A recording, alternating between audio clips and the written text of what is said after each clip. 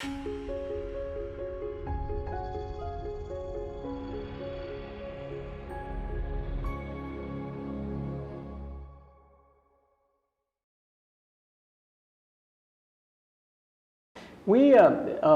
created a measure we call the motives, values, preferences inventory, which measures 10 broad motivational themes.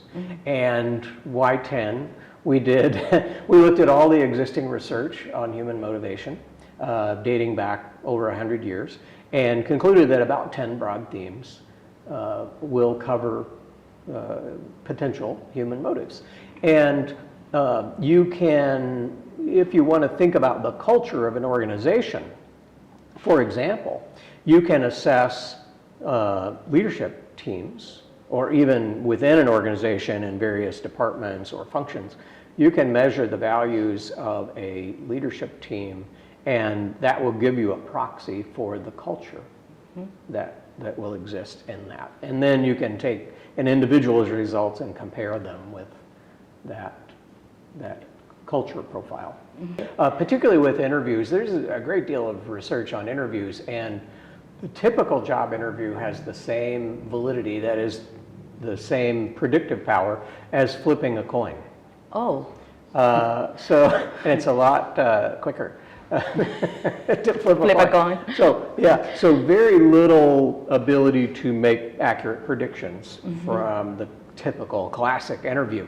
And even structured interviews where questions are very clearly laid out, and information gathering is very systematic, even those interviews, while they do show better predictive power, don't show the predictive power of well-validated assessments, like our personality assessments.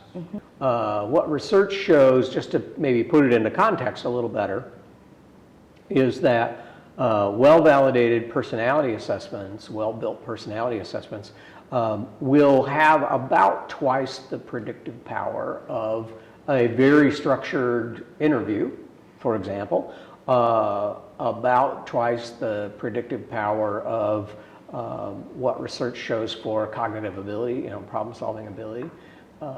So in comparison with other methods, the predictive power is quite strong, and the personality assessment results do not differ by gender, do not differ by race. So it's also a very fair process.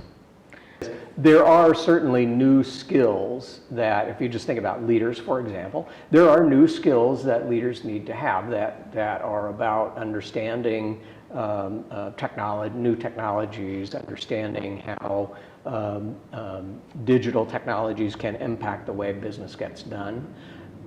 On the other hand, those new requirements really are skill requirements. They're not personality requirements. They are not leadership requirements.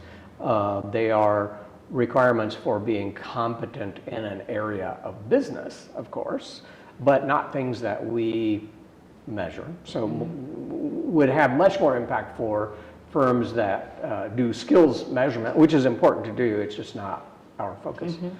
In our industry, in the assessment industry, though, one of the impacts of the digital revolution is that a lot of technology companies are getting into the assessment business.